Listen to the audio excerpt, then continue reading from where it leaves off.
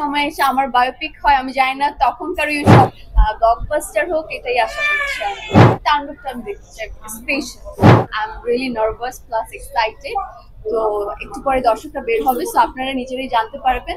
আর আমার তো ভীষণ ভালো লাগছে, আসলে ঈদের প্রথম দিন সিনেমা হলে চলছে, প্রচুর মানুষ হলে সিনেমা দেখতে এসেছে, তো দারুণ লাগছে।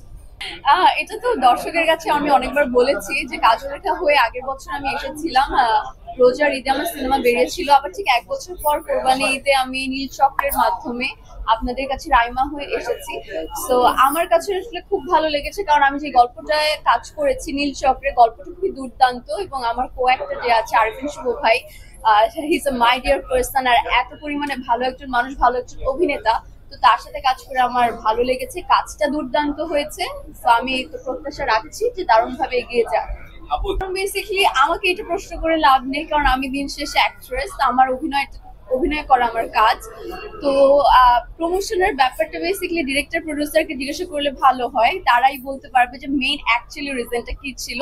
আর আমার যতটুকু মনে হয় আপনাদের একটু একটু ধারণা আছে যে আমরা প্রমোশনে একটু পিছিয়ে কেন আছি, সব মিলিয়ে আপনারা একটু চিন্তা করলে বের করে ফেলতে পারবেন খুব ইজিলি। হ্যাঁ, ভিডিওটা তো আমরা করেছি, এখন আমি জানি না ইন ফিউচার আমার লাইফ অ্যাকচুয়ালি কি আছে বা আমি কত দূর এগিয়ে যাব। কখনো যদি কোনো একটা সময় এসে আমার বায়োপিক হয় আমি জানি না তখনকার সময় বা বয়স তার থাকবে কি না কি শুভ ভাইয়ের। সো যদি এরকম কোনো অপরচুনিটি আসে, সে যদি রাজি হয় আমার জন্য তো খুবই ভালো। এই মুহূর্তে বলাটা আসলে খুবই ডিফিকাল্ট, আর একটু সময় নিয়ে বলা ভালো। কারণ আমি বরাবরই সবাইকে বলি যে আমার ফ্যামিলি আমাকে খুবই সাপোর্ট করে, কারণ তাদের জন্য আমি আজকে এখানে। সো আমার ফ্যামিলিতে আমার মা, বাবা, বড় ভাই, ভাবি সবাই এসেছে, আর মা তো এখানে আছে। সো নীল চক্র নিয়ে প্রত্যাশা আমার একটু আগেও বললাম খুবই ভালো।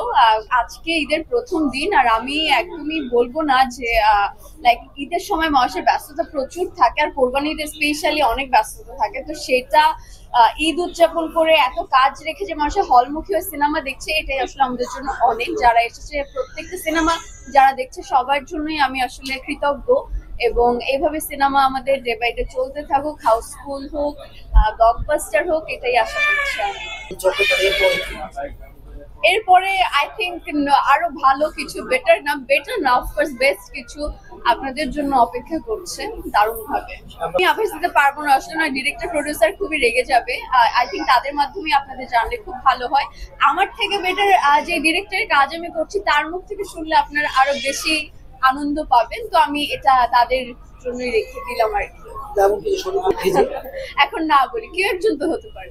সব সিনেমা দেখতে পছন্দ করি, আমি দেখতে চাই, কারণ সবাই যেভাবে অভিনয় করে আমি অভিনয়টাও দেখতে চাই, শিখতে চাই যে কে কিরকম ক্যারেক্টার করছে, গল্পটা কিভাবে সুন্দর মতো বানিয়েছে, বা গান কিরকম।